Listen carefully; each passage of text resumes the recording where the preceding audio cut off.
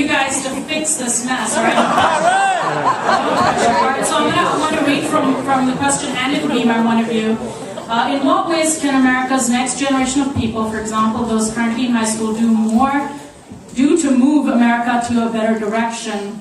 And then along the same vein, someone else asks, please, how does one person start to fight back? And then part two of his question is, how have you not been arrested? Well, the short answer to that is that I have been arrested. Not only arrested, but when I came back from speaking in Italy, I was hauled away by Homeland Security for an hour, put in a room with a bunch of people who had forged visas, and nobody explained what was happening. And then finally, a supervisor came over and said to the officer on the computer in front of me, "He's on a watch, tell him he can go." And I have been joining Veterans for Peace and Iraq Veterans Against the War.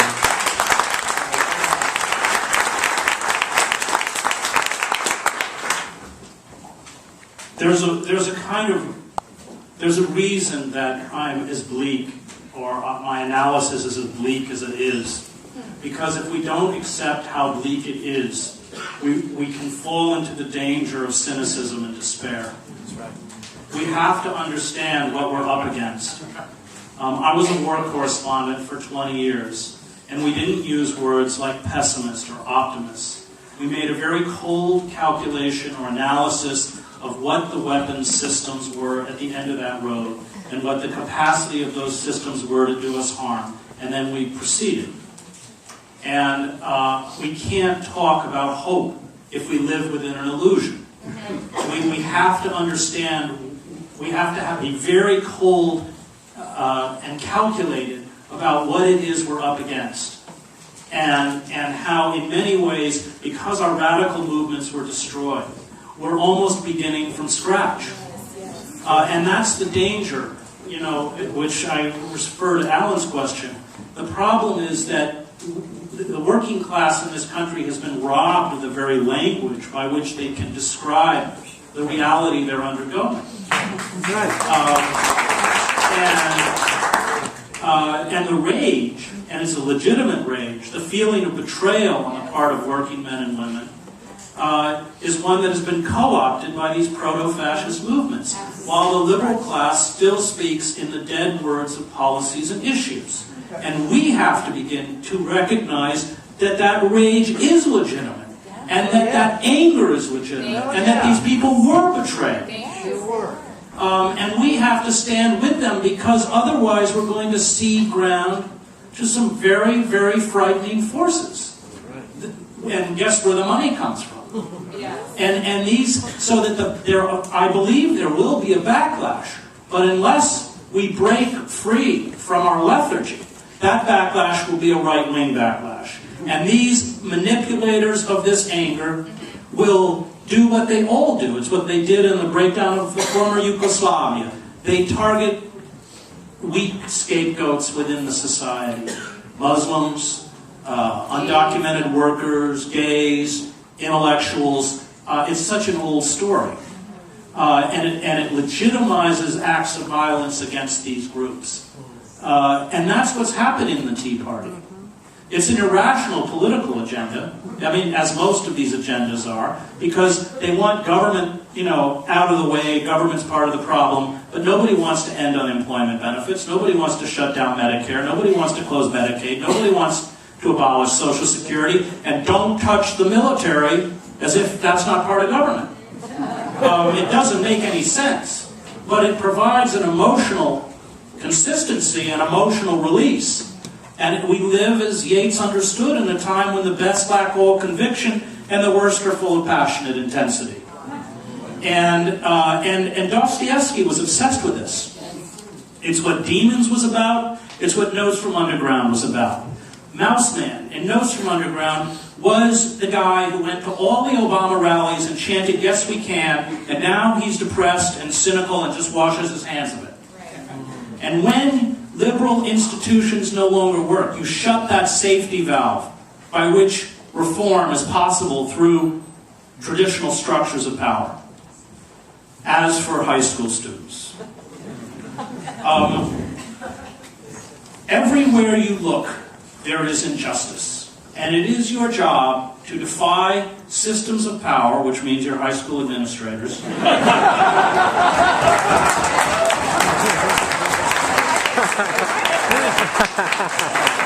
challenge those systems of justice.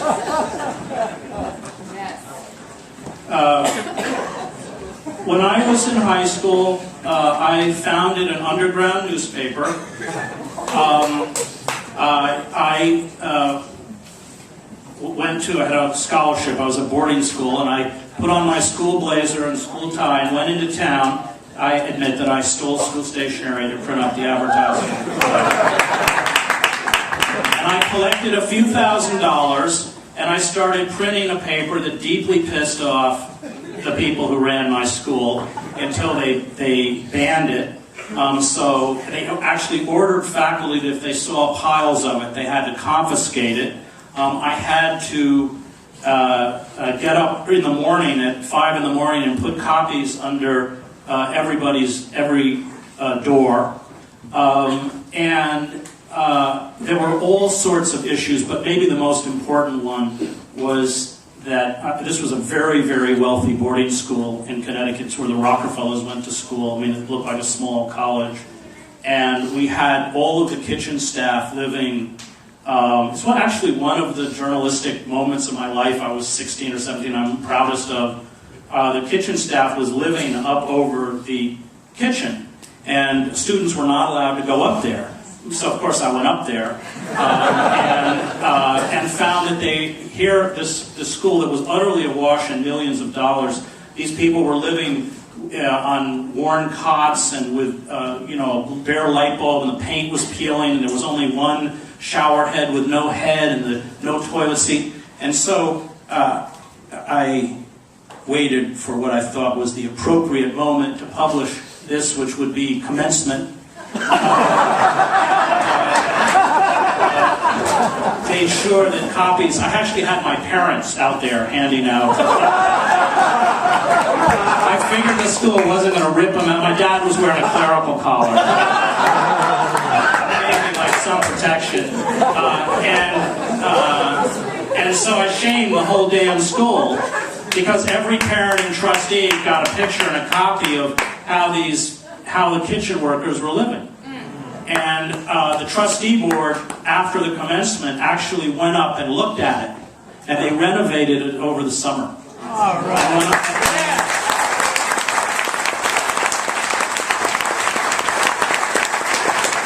And when I came back in the fall, the pot washers had put up a little plaque in my memory. It's like, life doesn't get any better than that. It doesn't.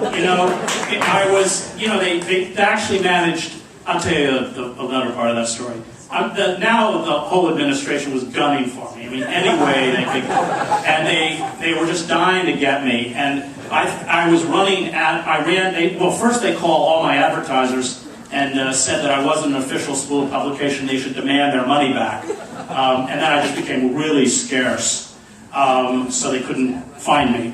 And then I thought I was in New York, and somebody handed me a handbill for a massage parlor, which I printed along with the ads in the back of the newspaper, and that's when they got me. They called me in and put me on probation. I graduated on probation. But anyway,